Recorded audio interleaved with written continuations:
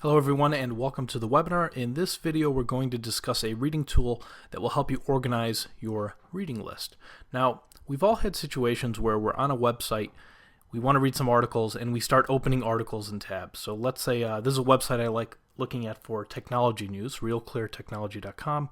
Let's say I'm over here and it says, okay, here's an article, Netflix's quest to become HBO. I'm going to open that in a tab. And let's say, why do Americans hate Android and love Apple? I'm going to open that in a tab. And we keep opening things in tabs. And eventually, and by the way, there's a shortcut to open things in tabs, Command and then click, or if you're on a PC, Control and click.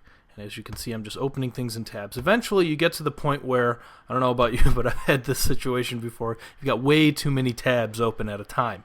And in this situation, you might have 10 or 20 or more tabs open at once. What happens? Eventually, let's say something else divides your attention. You've got an emergency. You've got to run from your desk. You've got to turn off your computer. How do you save these articles for later? And there is a simple way to do this. And there are a number of read it later style applications. I'm going to show you the one that I use and the one that I like the best. It's called GetPocket. It's at getpocket.com. It's simply called Pocket. It used to be called Read It Later, and this simply allows you to read stuff later. It allows you to save things for later on. It also allows you to save really any other kind of web page, but I think it works best for reading things later. It's free to sign up, and if you click on this How to Save area, it will show you. It notices that I'm using the Google Chrome browser, but this works with all other major browsers, whether it's Internet Explorer, Safari, Firefox, and you can view the different applications that they have. You can view this on the iPhone, iPad, Android, Kindle Fire, and obviously in your web browser. So I want to show you after I install the Google Chrome extension.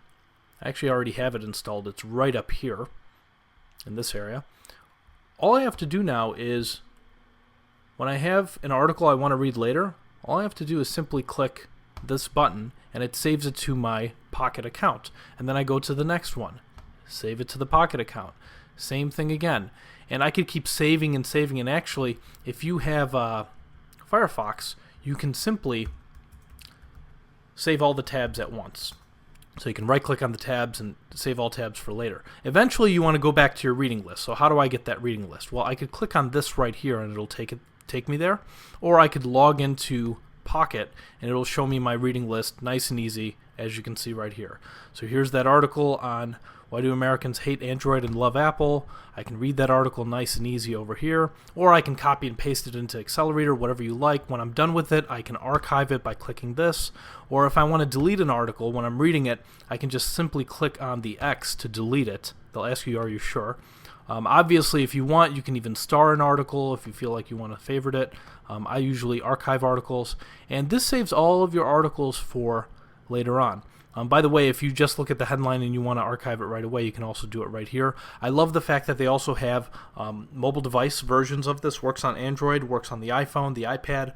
On the iPad and the iPhone, it saves them offline. Not sure if it does that on Android, but Pocket is a great application for reading things later. If you're looking for some alternatives, I do realize there are other alternatives like Instapaper. That's also a very simple tool for reading things later. Some people use Evernote to read things later, but these are two of the most popular tools, I would say, Pocket and Instapaper for reading things later. Evernote is a little more robust. It offers a lot of different things for applications and tools for note-taking. But if you are going to organize your reading list, I definitely recommend you use some kind of a read it later option. Why? Because what happens when you're in your email and somebody emails you this, let's say it's a 30-page PDF or some really long article, and they're like, hey, you got to read this article. It's really important. Well, you're cleaning up your email at that time. You obviously don't have time to drop everything and start reading this. A lot of times it's good to save it and read it later rather than just keeping that email in your inbox. So make sure that you're going about your reading list and organizing it in a very clever manner. This is a very good way that you can organize it very, very simply. So use Pocket.